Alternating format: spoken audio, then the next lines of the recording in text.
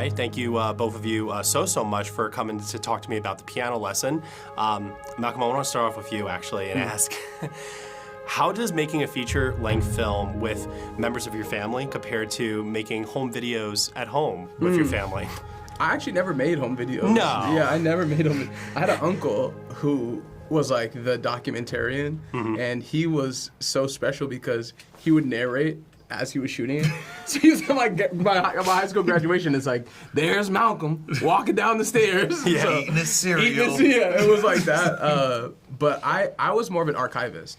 I would take all the family footage and cut them into something or digitize all the photos. Like I was kind of on that side of it. Yeah. But making a film that honors these people, honors my late uncle, and honors my grandparents and great-grandparents, all these people that made our life possible, was of paramount importance to me, because I'm somebody who's in dialogue with them, in communication with them, even past the living realm or the physical realm, and I just wanted to honor them in a text. Yeah.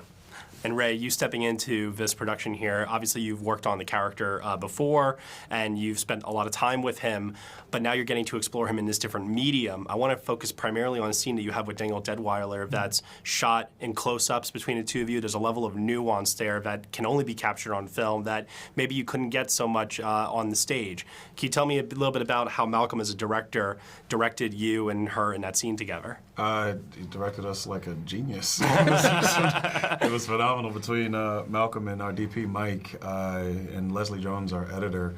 Like we were in the best of hands. Malcolm's rehearsal process was awesome. It was awesome. It was intimate. We really got to explore the space, how we desired, how we felt naturally we would.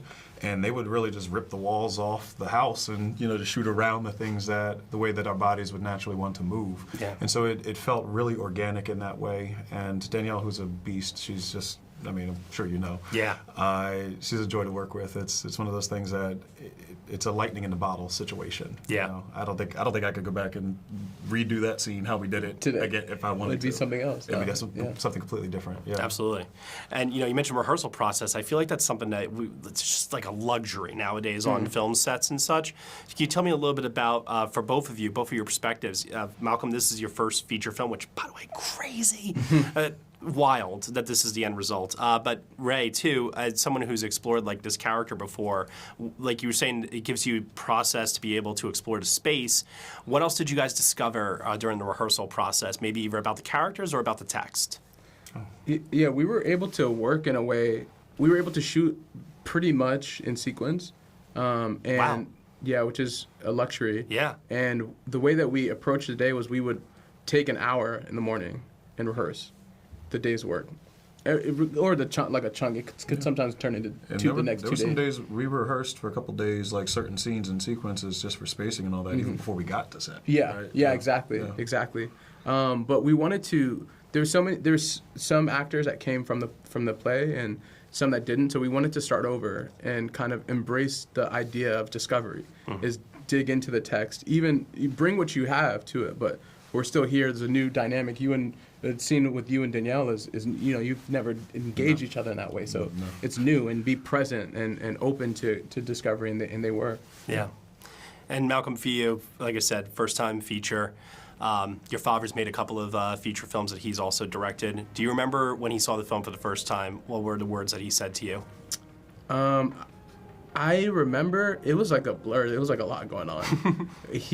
I think that the film is a tome. It's a serious work of acknowledgement and reverence to so many people, and he's one of them. It was a film that to me started as a father-son story.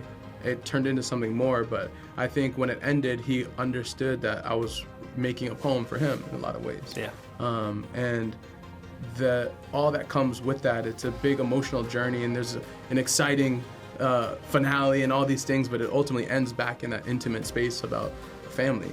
And so I think that when he saw it, I hope that he understood that the lessons that he instilled in me were heard and learned, and now I'm giving them back to him. The Washington lessons. Gentlemen, thank you so much for the time here. Really, really appreciate it. It was great seeing you guys. Appreciate it.